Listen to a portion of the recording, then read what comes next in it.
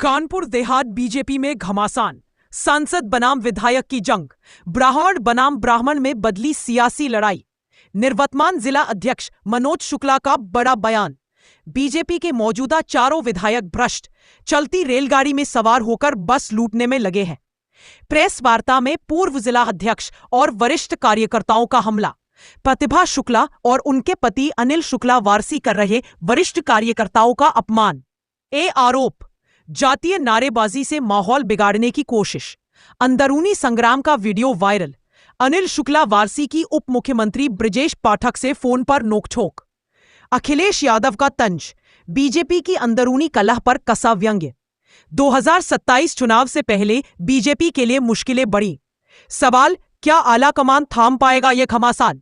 ये प्रेस वार्ता भारतीय जनता पार्टी में जो उठापटक हो रही है 1 महीने से, उसके लिए की गई। उद्देश्य ये था कि यहाँ पे जातिगत और अपने फैंस क्लब और भारतीय जनता पार्टी का ओरिजिनल कार्यकर्ता जो उसमें बंटवारा करने का काम चल रहा है। ये लोग जब सपा महानगर के अध्यक्ष थे अनिल वारसी जी, तो इन्होंने इसी तरीके से कृत करके बसपा में आए। बसपा में इनका उद्देश्य पूर्ति हुई, पत्नी विधायक हो गई, स्वयं सांसद हो गए, और ये जब उद्देश्य पूरा हो गया, जैसे भारतीय जनता पार्टी की लहर आई, तो उसी उद्देश्य को पूरा करने के लिए इन्होंने बसपा को गाली गलौज करी, वहाँ के नेताओं को गाली गलौज करी और भारतीय जनता पार्टी में आ गए। भारतीय जनता पार्टी में अब चुनाव का समय आ गया, तो इन्होंने वही जो 2 कृत दोहराए, उन्हीं कृतों के अनुसार ये फिर इन्होंने अपना जो है कार्यशैली को बदला और इस कार्यशैली में लग गए, जिसमें जो भारतीय जनता पार्टी का ओरिजिनल कार्यकर्ता है, मूलभूत कार्यकर्ता है, उससे इनका कोई संपर्क नहीं है। पार्टी को बदनामी के पार्ट में खड़ा करना, माननीय मुख्यमंत्री योगी जी के कार्यशैली पे टिप्पणी करना, उप मुख्यमंत्री ब्रजेश पाठक के कैसे बोलते हुए आप लोग सभी लोगों ने सुना, टिप्पणी कर रहे हैं, मोबाइल रिकॉर्ड कर रहे हैं, फिर इसके बाद उसको वायरल कर रहे हैं। पार्टी संगठन से और कोई डिमांड लेने के विषय में कार्रवाई जा चुकी है? कार्रवाई के लिए जा चुकी है, पार्टी संगठन ने भेज दिया है। बाकी जो कार्यकर्ता है, चारों विधानसभा का यहाँ पे कार्यकर्ता है, एक विधानसभा का नहीं है, चारों विधानसभा का।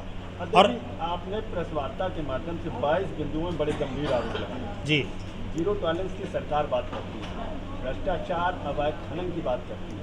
इसके बावजूद भी आप द्वारा लगाए गए गंभीर आरोप, जिसको लेकर के एक सवाल खड़ा होता है, क्या सरकार दर्शक बनी रही या मंत्री को अपने बचाते रहे?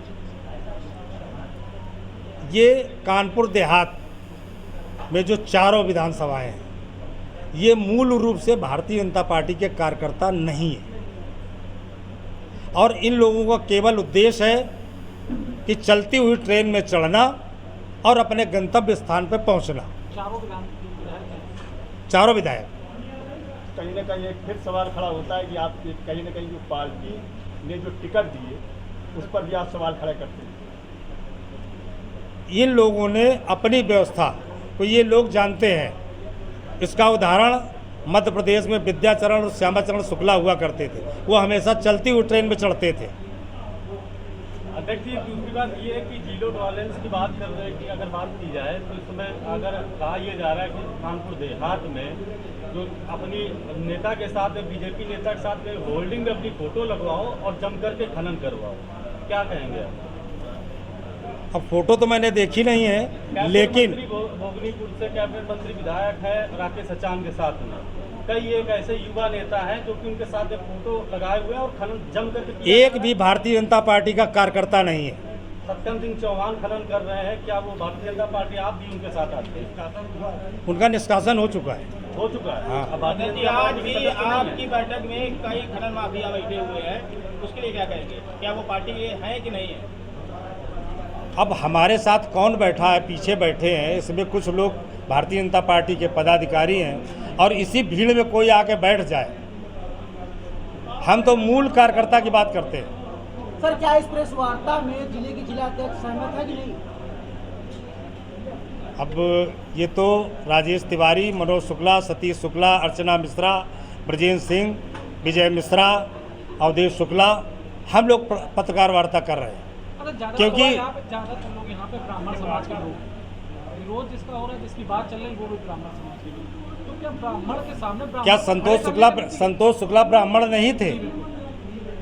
अभी आपने कहा कि यहाँ पाड़े जी ब्राह्मण नहीं थे। सिवली जो इंटर कॉलेज के ताराचंद सिद्धेश्वर पांडे, 14 और जो ब्राह्मण की हत्या करी थी विकास दुबे ने, तब भारतीय, और उसी का सगा चाचा का लड़का अनुराग दुबे साक्ष्य है इसमें, जिसमें अनिल वारसी और अनुराग दुबे एक ही साथ माला में है। आपकी कृषि बिंदु में 9 नंबर पर दिया गया कि सौम्या पांडे के साथ में भी उन्होंने गलत किया। दिया गया है। जांच रिपोर्ट में यह भी साबित हुआ है कि सौम्या पांडे ने स्वच्छता मिशन के नाम पर जिले में सबसे बड़ा घोटाले में शामिल रही है। कितनी अच्छी अधिकारी थी। सौम्या पांडे IAS रैंक में 6वीं पोजीशन पे थी। जिले के घोटाले को लेकर आप क्या कहेंगे? जिले के घोटाले में जनप्रतिनिधि उसमें इन्वॉल्व थे, विधायक प्रधान इन्वॉल्व थे, जो सप्लाई कर रहे थे वो इन्वॉल्व थे। लोकल से पैसा उनके कार्यालय विकास भवन से निकाला गया, प्रधानों का सौम्या पांडे के कार्यालय विकास भवन से निकाला गया और पूरा आरोप सौम्या पांडे पर था। इसकी पुष्टि भी हुई है। पुष्टि में क्लीन हुई है। पुष्टि जो जांच पुष्टि है उसमें क्लीन जांच हुई है। मुख्य सचिव पंचायती राज जिन्होंने इसकी जो जांच की थी मनोज कुमार ने, उसमें साथ साथ लिखा कि जिलाधिकारी और मुख्य विकास अधिकारी जो एक संरक्षक के तौर पर होते हैं, एक अध्यक्ष होता है, एक सचिव होता है, उनकी बगैर मतलब जानकारी के इतना बड़ा खेल नहीं हो सकता। उन्होंने भी उनकी भूमिका को संदिग्ध माना था। ये जांच में है उन्होंने शासन को ये रिपोर्ट भेजी, लेकिन आज वो जहाँ पे है पद पे अपने दायित्व पे हैं, अगर जांच में कहीं फंसी होती तो उनको दायित्व न मिलता। चारों विधायक बीजेपी के हैं, कार्यशैली से संतुष्ट नहीं है। कौन? आप नहीं, आपकी पार्टी के हैं, आपकी पार्टी भारतीय जनता पार्टी से MLA हैं। इसके पहले मैं आपको बता चुका हूँ कि इन लोगों का अपना उद्देश्य पूर्ति के लिए, क्या भारतीय जनता पार्टी में दूसरे कार्यकर्ता नहीं है, केवल फैंस क्लब ही है। आप जिला अध्यक्ष रहे, आपके पास पावर था, क्या कभी आपने इस तरह की शिकायत आप पर की है? अभी बताया आपने, सुना नहीं?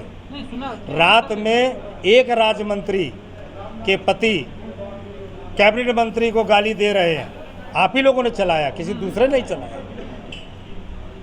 वर्तमान भाजपा नेता है, अकबरपुर चेयरमैन प्रतिनिधि है, उनका एक वो वीडियो वायरल हो रहा है जिसमें बोलते नजर आ रहे प्रतिभा राव, राम प्रकाश कुशवाहा जी, उसके साथ में वर्तमान बीजेपी जिला अध्यक्ष अविनाश सिंह चौहान पर गंभीर आरोप लगाने के साथ में पार्टी को सवाल खड़े करना है। इसके लिए क्या करेंगे? आपने 2019 उसमें लिखा है, 2019 में कितने ऑडियो वायरल हुए? वीडियो वायरल है। हम ऑडियो की बात कर रहे हैं, वीडियो की भी बात कर रहे हैं, और आप ही लोग वायरल करो, कोई दूसरा नहीं वायरल कर रहा। अच्छा, एक बिंदु वार्ता के दौरान ये भी आया कि जो मेडिकल कॉलेज है वहाँ पर ये बैठ गए या कुछ उससे, लेकिन गांव से आदमी आता है, मरीज आ रहे 3 माह से, लेकिन कोई भी व्यवस्था नहीं। इस बारे में आप क्या आश्वासित करेंगे?